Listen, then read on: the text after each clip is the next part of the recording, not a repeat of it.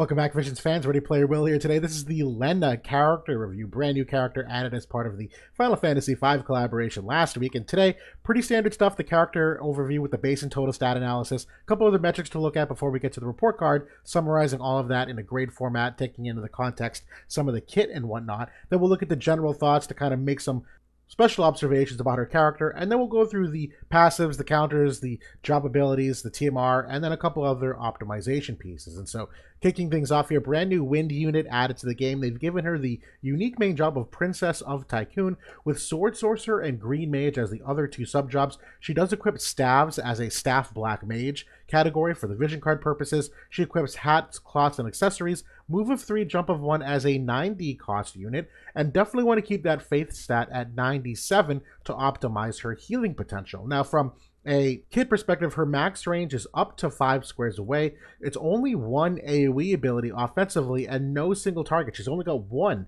offensive ability in the main kit there. Now we look at the weapon type resistances. Biggest one to look out for here is the negative 15% to pierce. She does have 5% to slash and missile, 10% to magic being the strongest, being neutral to strike as well. This is pretty standard for the supports where they tend to skew a little bit lower on the resistance side of things, but comparatively speaking, her resists are better than many of the other supports. Not all of them, but many of them. And then from a ailment perspective, it's 50% to poison, 50% to sleep, and 10% to immobilize. I would have liked to see ones here for some of the more debilitating ones like stop, slow, toad, things that really disrupt her ability to constantly pump out heals, but not the worst thing. Now from the mastery ability, they gave her a little bit of extra bulk on the 15% HP, but noteworthy is the decrease in activation times. We will talk about cast time in just a little bit. And the dream ability, they gave her 15 spirit and 15 crit evade, which is a big part of some of her survivability. We'll see that in just a couple slides. Now for the base stats overall, definitely on the very low side thing for base HP. It's why the 15% HP node they gave her on the mastery ability is kind of puzzling. It's really not that material. I'd rather they just give them to her in her stats, if you will. But overall, base HP very, very low. The magic stat also actually relatively low here. Most supports are top tier for their magic stat. It's not the end of the world. It's still a very strong magic stat. It's going to get to a respectable level, but not a necessary strong point like some of the supports used to be in topping the charts for base magic stat. Now, base agility, relatively average. This obviously changes when you incorporate a bunch of other things. The base dexterity, very, very low here overall, so her crit rate and her accuracy is essentially non-existent, as we'll see. And the luck stat's a little bit below average as well, which I kind of hate, because they gave her the crit evade 15. If you want her to have that be her niche of crit evade, jack up the base luck stat, and they didn't do that here. So we get to the total stats, kind of reconfiguring those charts again. There's a lot of deficiencies here, but that's pretty normal for support, so not necessarily out of the ordinary. When we incorporate the board nodes and the other mastery stats, not a lot of changes here. The magic stat still continues to fall. Her HP and dexterity and luck are still below average, which again, that dexterity and luck board stats wise, just for some visibility, they did give her 12 agility points, which is very nice. Now, when we look at the agility overall, she's got no agility boosting passive, and so sure, innately right at the average to above average, but once we start incorporating passive abilities, she becomes far more mundane in the agility stat for how strong that is, coming in at that just north of 80. Now we look at the crit hit and crit avoid. Again, the crit hit is non-existent. She's not attacking anyway, so don't even worry about crit hits. The crit avoid is above average because of that innate 15% that they give her on the dream. Although she gets a head start here, I don't think it's as high as it could be theoretically. But overall, crit avoidance does start at a good spot, relatively speaking. Now for accuracy, not accurate at all. Literally one of the bottom tier accurate units in the game. And same thing for evasion, not even remotely close to any kind of evasion at all. Now we get to the report card here. Obviously there's some contextual pieces here where she's not a typical character. She's definitely a support, so some of these grades are bad on purpose. It's really more about what her kit does, and the abilities are far more important. So effective HP wise, going with a D+ here, no defense, 27 spirit innately though. She also has a 15 AoE resistance innately, and so that, that base HP was relatively low. Her overall HP levels are fine, but they're obviously on the lower side. Going with a D+ here. The survivability, I'm going with an A here though. That's obviously as a support. Big important thing where she does technically put re-raise on herself.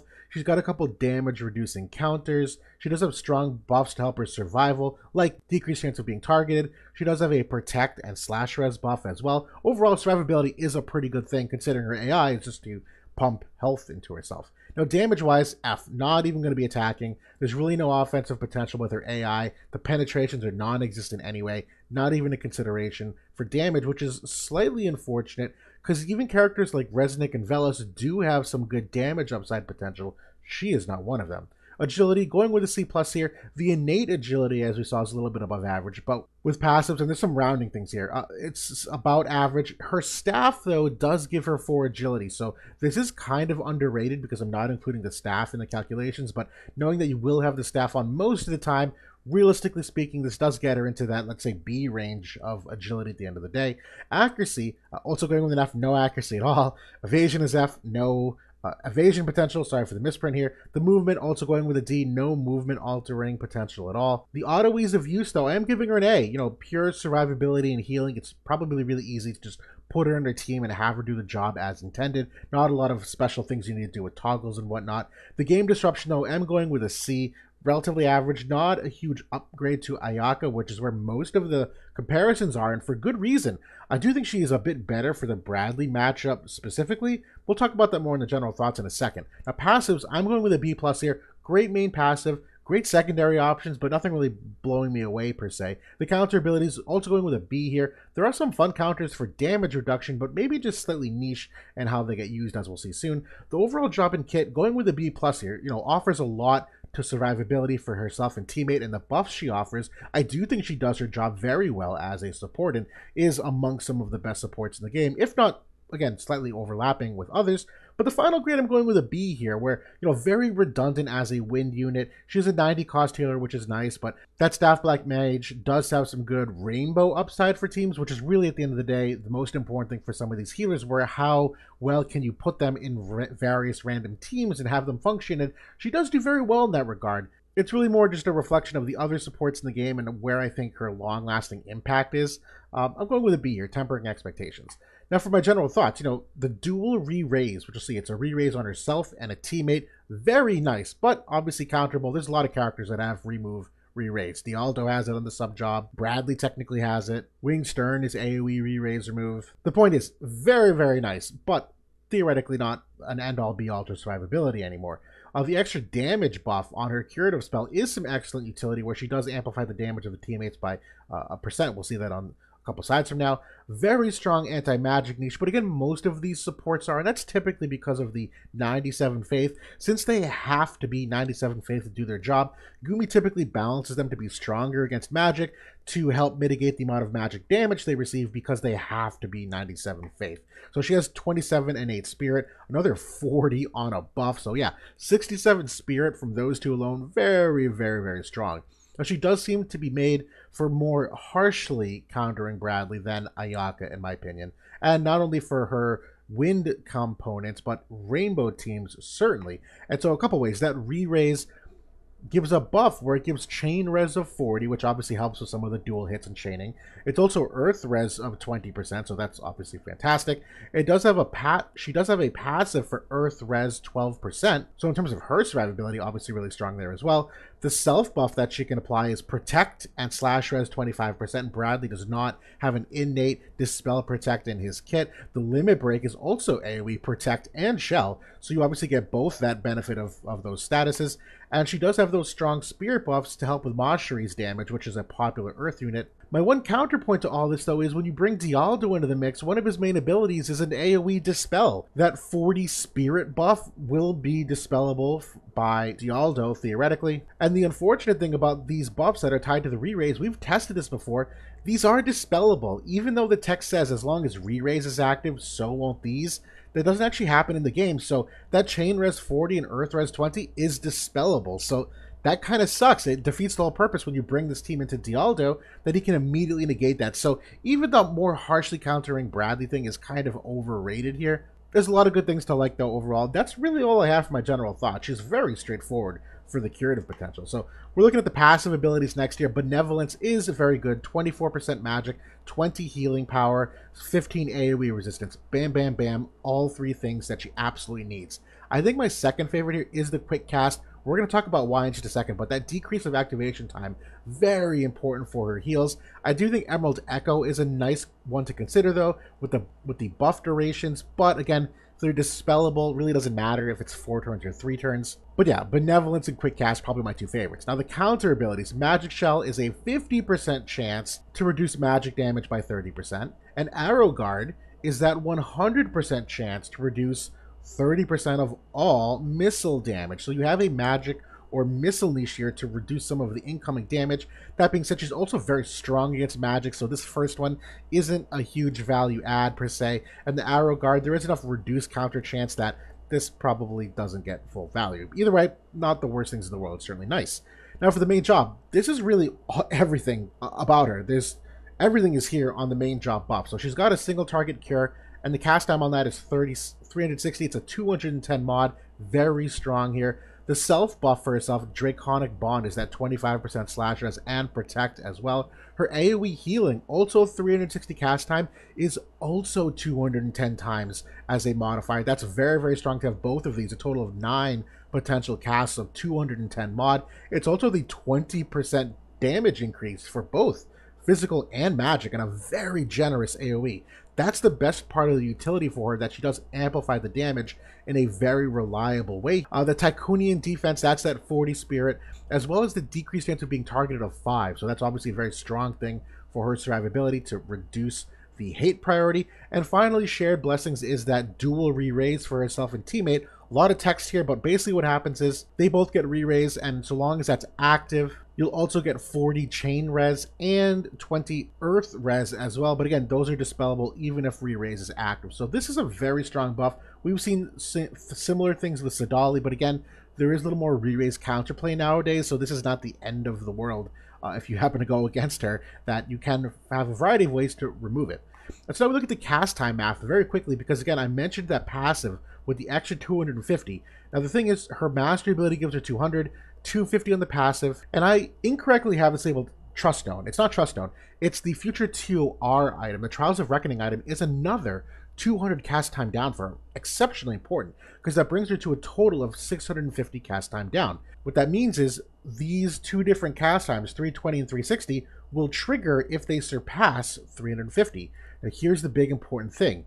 That 360 cast time will trigger on 1 tick. Why that's important is that's what the cast time is on that massive AoE heal. 360 cast time here. Same thing for that single target heal, which means if you have that passive equipped, she will 1 tick both of those heals. The 320 ability, which is the re-raise, is still going to be 2 ticks, but that's not an important one in the scheme of controlling things. But if you remove her passive and take away that 250, those curative spells now become 2-tick abilities, and you run the risk of not casting them in time to save a teammate. So that's why I like that passive a lot. There is a significant breakpoint there.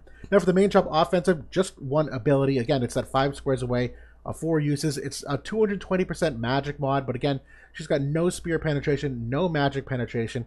It's kind of cool that it's a restore CT of 250. So the idea being that if she's got a turn that she doesn't need to heal anybody or doesn't have to buff anybody, she can offensively use this and get a second turn quicker to heal as that turn order, unravels. And that's obviously nice for keeping up with Bradley, who's got a lot of 200 CT up as well, but overall not a strong part of her kit overall. The Limit Break, though, this is that AoE 310 mod, Protect and Shell as well. Very, very nice overall for some quick survivability and lasting effect. The Vision Card's abilities, there's actually 3 Vision Cards here, though, as that Staff Black Mage she has access to. I don't know if any of them are particularly strong, at least for PvP perspectives. I mean, her AI is not offensive oriented, so these likely won't be used a lot, but for manual stuff, yeah, that access to the triple hit single target resistance we're going to see in a minute. She's got a Green Mage sub, which does have some imperils. She is a potential PvE unit. Maybe not my favorite, but it's definitely there. Now for the sub job here, Princess of Tycoon, I actually do like this one a lot. Not for the gust ability, again, not an offensive AI, but half ether. Restore AP of 40 to allies is kind of insane. The only problem is it's a cast of 1, so this to me is more of a PvE oriented ability where, yeah, I think ideally you likely go for the Green Mage for those imperils, but this is a really interesting one that it's just a one-time cast to give 40 AP AoE in that cross shape, so little creativity to be had there, particularly for manual PvP, I would think. Now for the Sword Sorcerer, I don't think you're ever using this one, with the exception of Shielded and Resistant. We saw in that main job she's got Protect and Slash res. This one's Shell and Magic res. So really niche to the matchup, but the rest of this, I don't think there's anything here that the main job doesn't already do, and she does not have an offensive AI, so kind of whatever. But Green Mage, you know, you do get the De-Protect, you get De-Shell, you get Vitalize. Technically Imperil, I think, is an upgrade to her main job offensive ability in that it's the Imperil in addition to the damage. I like this better personally. But yeah, the Green Mage is really the sub job that I think you'll likely be using the majority of the time. You just got to be careful about, you know, what you have on and off for toggles.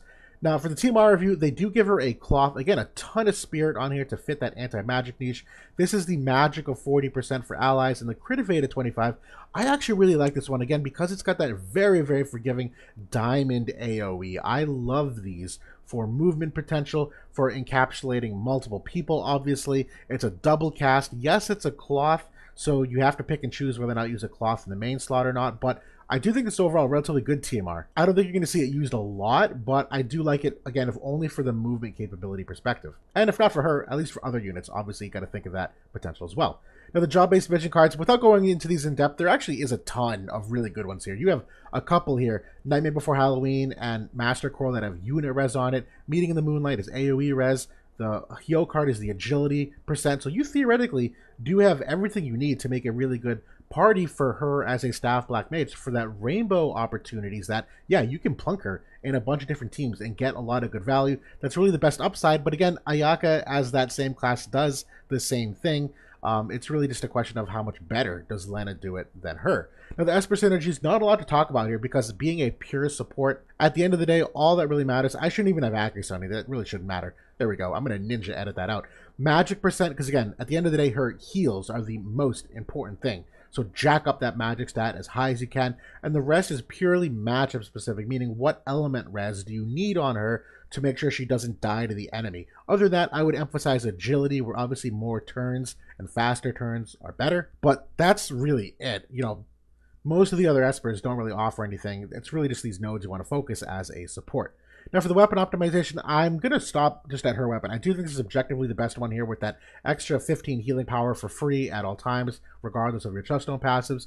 30% magic, 8% agility, 15% HP. Again, they're all nice little things that help amplify her in various ways, and I do think the magic build, just go for the 152 magic and call it a day. This is definitely the best weapon in my opinion, just overall speaking. But that's the Lenna character review in a nutshell. Again, it's a really good support. I can see why it's easy to not be super passionate about her. I have no doubt people are going to get a lot of really good use out of her.